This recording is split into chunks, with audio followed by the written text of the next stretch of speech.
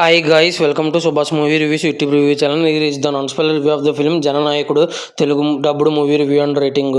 ఈ మూవీ వచ్చేసి morning 8 AM special show చూడడం జరిగింది.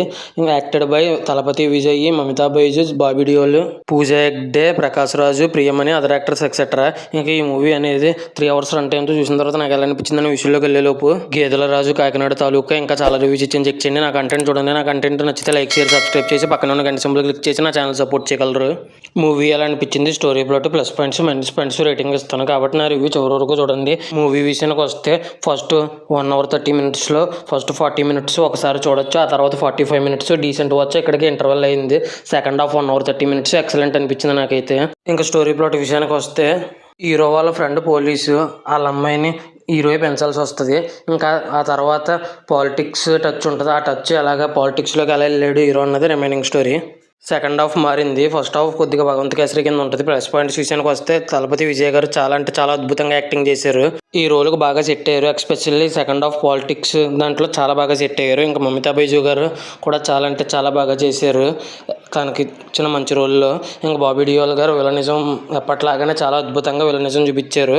ఇంకా తర్వాత పూజా హెగ్డే గారు ఉన్నది తక్కువసేపు అయినా కూడా మంచి రోలే ఇచ్చారు, బాగా చేశారు యాక్టింగ్. ఇంకా ప్రకాష్ రాజ్ గారు కూడా ఉన్నది చాలా తక్కువసేపు అయినా సరే చాలా బాగా చేశారు. ఇంకా ప్రియమణి గారు కూడా ఒక ఇంపార్టెంట్ రోల్ ఇచ్చారు. ఉన్నది తక్కువసేపు అయినా కూడా చాలా బాగా చేశారు. ఇంకా అనిరుద్ధ్ బీజిఎం అయితే మాత్రం అదిరిపోయింది. ఇంకా సినిమాని నెక్స్ట్ లెవెల్కి తీసుకెళ్లారు. ఇతను మ్యూజిక్ లేకపోతే సినిమా లేదు. ఇంకా డైరెక్టర్ హెచ్ వినోద్ గారి విషయానికి వస్తే first 40 minutes okay one time watchable, తర్వాత వచ్చేసి డీసెంట్ వాచ్. అక్కడికి ఫస్ట్ హాఫ్ అయింది. సెకండ్ హాఫ్ వచ్చేసి ఎక్సలెంట్ కింద అనిపించింది. ఇతని డైరెక్షన్ వచ్చి ఫస్ట్ 50 minutes to 1 hour తర్వాత నుంచి క్లైమాక్స్ వరకు కొద్దిగా చాలా డిఫరెంట్గా అనిపించింది. భగవంత్ కేసరి స్టోరీని పొలిటికల్ టచ్ కింద భలే కనెక్ట్ చేశారు అనిపించింది. ఇంకా ఈ మూవీ మైనస్ పాయింట్స్ విషయానికి వస్తే ఫస్ట్ హాఫ్ కొద్దిగా స్లోగా ఉందనిపించింది. సెకండ్ హాఫ్ మాత్రం స్పీడ్గానే వెళ్ళిపోయింది. ఫస్ట్ హాఫ్ కొద్దిగా భగవంత్ కేసరి రీమేక్ కాబట్టి ఆ ఫీల్ వచ్చింది. ఇవి మాత్రం మైనస్ పాయింట్స్. ఫైనల్గా రేటింగ్ వచ్చేసి 4.4 out of 5 అయితే రేటింగ్ ఇవ్వచ్చు అనిపించింది నాకైతే.